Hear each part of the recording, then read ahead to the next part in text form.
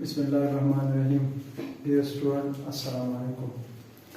آج کی اس ویڈیو میں جو ہمارا موضوع ہے وہ کلاس فرسٹ ایئر، کلاس کا نام ہے فرسٹ ایئر اور یعنی سال اول، اور نظم کا نام ہے حمد بار تعالیٰ. اس سے پہلے ویڈیو میں ہم نے پہلے اس نظم کے پہلے اور دوسرے شعر کے بارے میں ہم نے بات کی تھی اور اس کی آسان انداز میں آپ لوگوں کے لیے تشریح کی تھی. لیکن ویڈیو کی طرف جانے سے پہلے وہ اسٹوڈنٹ، وہ طلباء و طالبات جو میرے اس چینل پر نئے ہیں، ان سے گزارش ہے کہ وہ میرے اس چینل اردو لرننگ پوائنٹ 6896 یا اردو لرننگ پوائنٹ اس کو سبسکرائب کرے اور اس کو زیادہ سے زیادہ اس ویڈیو کو شیئر کرے اور لائک کرے، اور جو گھنٹی کا نشان ہے اس کو دبانا مت بھولے تاکہ آپ کو ہمارے ہر نئی ویڈیو ملے اور آپ کو بہت زیادہ فائدہ پہنچے.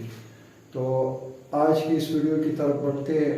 آج یہ ویڈیو پہلی ویڈیو کی جو ہے اس کا دوسرا حصہ ہے. پہلی ویڈیو میں ہم نے اس نظم کے پہلے اور دوسرے اشعار کی یہ طلباء طالبات کے لیے ہم نے آسان انداز میں اس کی تشریح کی تھی. آج کی اس دوسری ویڈیو میں ہم سال اول کے نظم حمد بار تعالیٰ کے تیسرے اور چوتھے اشعار کی آسان انداز میں ہم اس کی تشریح کریں گے. تو یہ ویڈیو سال اول کے طلباء کے لیے بہت زیادہ اہم ہے.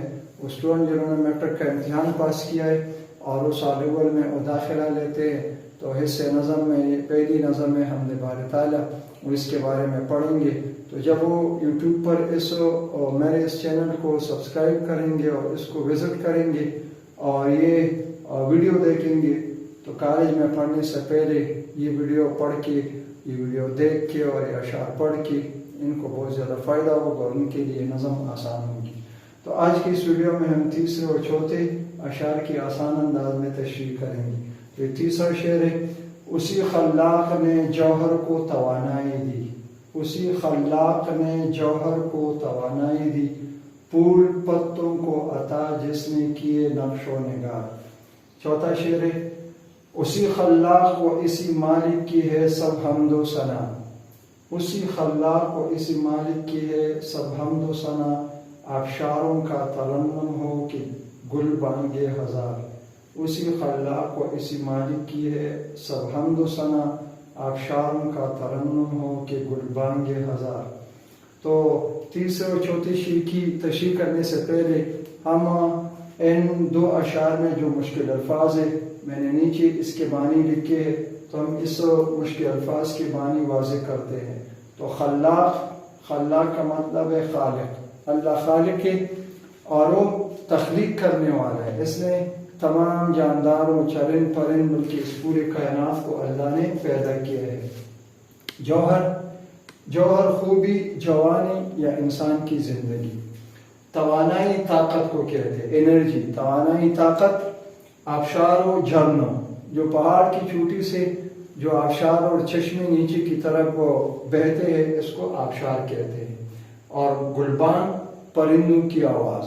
گلبان خاص کر بلبل کو بھی کہتے ہیں کہ صبح سویرے وہ اٹھ کے وہ چہچہاتا ہے، تو ماہرین ادب کہتے ہیں کہ اس کا چہچہانا نہیں ہے بلکہ صبح سویرے وہ اللہ کی حمد و ثنا بیان کرتا ہے. تو تیسرے شعر کی طرف بڑھتے ہیں، اس کی آسان انداز میں تشریح کرتے ہیں. اسی خلاق نے جوہر کو توانائی دی، پھول پتوں کو عطا جس نے کی نقش و نگار. شاعر اس شعر میں اللہ تعالیٰ کی صفات بیان کرتے ہوئے کہتے ہیں کہ اللہ تعالیٰ اس پورے کائنات کا خالق ہے. اس نے زمین و آسمان کو اور پھر اس دنیا میں جتنے جاندار ہیں ان سب کو اللہ نے پیدا کیا ہے، سب کو اللہ نے تخلیق کیا ہے، اور ہر ایک چیز میں اللہ نے خوبیاں رکھی ہیں، ان کو طاقت دی ہے. پھر انسان جو چھوٹا سا بچہ ہوتا ہے یہ ماں کے پیٹ سے پیدا ہوتا ہے. اللہ نے ہر ایک انسان میں کوئی نہ کوئی صلاحیت اور خوبی رکھی ہے. جب یہی انسان ماں کے پیٹ سے دنیا میں آتا ہے یہ چھوٹا سا بچہ ہوتا ہے، اور پھر اللہ کے رحم و کرم سے یہ چھوٹا سا بچہ آہستہ آہستہ ایک بڑا ہوتا ہے، پھر وہ جوان ہوتا ہے اور اس کو اللہ زندگی دیتا ہے، اور اس کی زندگی میں اس کی صلاحیتیں اور لیاقتیں یہ اللہ نے رکھی ہے، اور پھر اللہ اس کو بڑا کر دیتا ہے اور پھر وہ اس اس دنیا میں بڑے بڑے اچھے اچھے کام کر دیتا ہے۔ تو یہ ساری چیزیں اللہ نے کی ہے، وہ خالق ہے، اس نے تمام جانداروں اور انسانوں اور اپنی مخلوقات کو تخلیق کیا ہے، ان میں خوبیاں رکھی ہے، اور پھر اللہ ان کو طاقت دے کے ان کو جوان کرتا ہے، ان کو زندگی دیتا ہے۔ پھول پتوں کو عطا جس نے کیے نقش و نگار۔ اب اس شعر کی دوسرے مصرعے میں شاعر کہتا ہے کہ اللہ تعالیٰ نے ہر قسم کے چھوٹے بڑے پودے پیدا کیے، اور پھر ان پودوں میں اللہ سرسبز و شاداب پتے ان میں نکالتا ہے، اور پھر ان پتوں میں یہ کلیاں کھلتی ہیں، پھر ان کلیوں میں پھول پیدا ہوتے ہیں۔ یہ سارے پودے یہ سبز رنگ کے ہوتے ہیں، ان کے چھوٹے بڑے سبز رنگ کے پتے ہوتے ہیں، پھر ان پودوں کے پتوں میں پھر پھول کھلتے ہیں، اور پھر یہ پھول مختلف رنگوں کے ہوتے ہیں، اور ہر پودے میں کھلا ہوا پھول یہ ایک دوسرے سے مختلف ہوتا ہے۔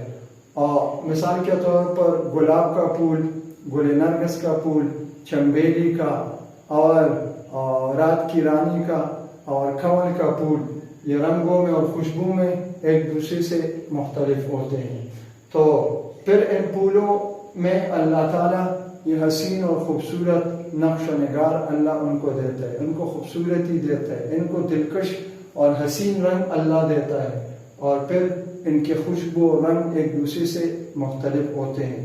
تو یہ ساری چیزیں یہ اللہ اس طرح کرتا ہے۔ اللہ مصور ہے، اور وہ ساری چیزوں کو اس نے خوبصورت انداز میں پیدا کیا ہے، اور ان میں حسین اور خوبصورت نقش و نگار اور علامت اللہ نے پیدا کیے ہیں۔ چوتھا شعر ہے، اسی خلاق و اسی مالک کی ہے سب حمد و ثنا، آبشاروں کا ترنم ہو کہ گلبانگ ہزار۔ اسی خلاق و اسی مالک کی ہے سب حمد و ثنا، آبشاروں کا ترنم ہو کہ گلبانگ ہزار۔ شاعر اس شعر میں اپنے رب کی، اللہ تعالیٰ کی صفات بیان کرتے ہوئے، اس کی تعریف بیان کرتے ہوئے کہتا ہے کہ اللہ تعالیٰ ہم سب کا خالق اور مالک ہے، اس نے اس تمام کائنات کو پیدا کیا ہے، اور وہ اسی کا مالک ہے، اس کائنات کا مالک اللہ تعالیٰ ہے۔ انسان آسمان اور زمین کو دیکھ کے وہ یہ جانتا ہے کہ اس کو پتہ چلتا ہے کہ بھئی یہ اتنا بڑا آسمان اور اتنی بڑی زمین یہ کسی انسانی طاقت کی بس کی بات نہیں ہے، بلکہ اس کو اس عظیم رب نے پیدا کیے ہیں جو ہمارے نظروں کے سامنے موجود بھی ہے اور ہمارے نظروں سے پوشیدہ بھی ہے۔ تو اللہ تعالیٰ اس تمام کائنات کا خالق اور مالک ہے، اور سب حمد و ثنا جو ہے یہ عبادت مالی جسمانی اور جتنی بھی ہے یہ عبادتیں سب حمد و ثنا صرف اللہ کے لیے جائز ہے۔ یہ سجدہ جو ہے یہ صرف اللہ کے لیے جائز ہے۔ علامہ اقبال رحمۃ اللہ علیہ اس کے خوبصورت شعر، اس شعر کے حوالے سے مجھے یاد آتا ہے، وہ مسلمان سے مخاطب ہو کر کہتا ہے کہ یہ ایک سجدہ جسے تو گرا سمجھتا ہے، یہ ایک سجدہ جسے تو گرا سمجھتا ہے، ہزار سجدوں سے دیتا ہے آدمی کو نجات۔ تو اللہ تعالیٰ خالق اور وہ مالک ہے، اور سب حمد و ثنا عبادت مالی جسمانی سب اللہ کے لیے جائز ہے۔ اس کے سوا کسی دوسری طاقت کے لیے عبادت، جسمانی عبادت، مالی عبادت یا زبانی حمد و ثنا یہ اس کے لیے جائز نہیں ہے۔ اللہ کے سوا جو کسی دوسری طاقت کی پوجا عبادت کرتا ہے وہ شرک ہے۔ آبشاروں کا ترنم ہو کہ گلبانگ ہزار۔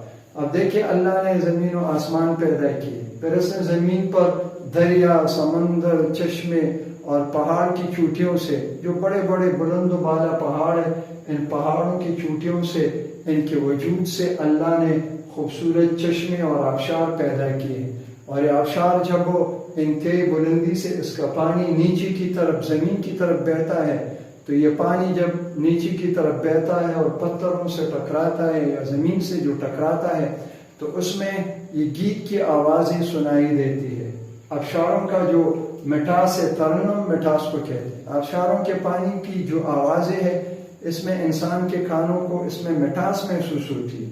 تو آبشاروں کے گرنے کا جو انداز، جو شور ہے، شاعر کہتے ہیں کہ آبشار کا شور بھی یہ اپنے رب کی حمد و ثنا یہ بیان کرتا ہے۔ اسی طرح گلبانگ ہزار، صبح سویرے جو لاتعداد پرندے یہ تاریکی میں اٹھتے ہیں، صبح صادق کے وقت اٹھتے ہیں اور اندھیرے میں وہ چہچہاتے ہیں، تو یہ اپنی اپنی زبانوں میں، اپنی اپنی بولیوں میں یہ اپنے رب کی عبادت کرتے ہیں، حمد و ثنا بیان کرتے ہیں، اس کا شکر ادا کرتے ہیں۔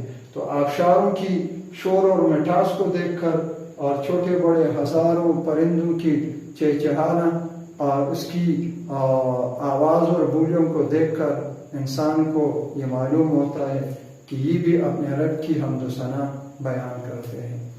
مجھے امید ہے کہ آج کی ویڈیو آپ سب طلباء و طالبات کو پسند آئے گی اور آپ اس سے بہت زیادہ فائدہ اٹھائیں گے، آپ اس کو پڑھیں گے تاکہ کل انشاءاللہ جب آپ سال اول کی کلاس میں بیٹھیں گے اور جب ٹیچر آپ کو پڑھائے گا تو یہ ویڈیو دیکھ کر آپ کے لیے پھر ادھر پڑھنا بہت زیادہ آسان ہوگا۔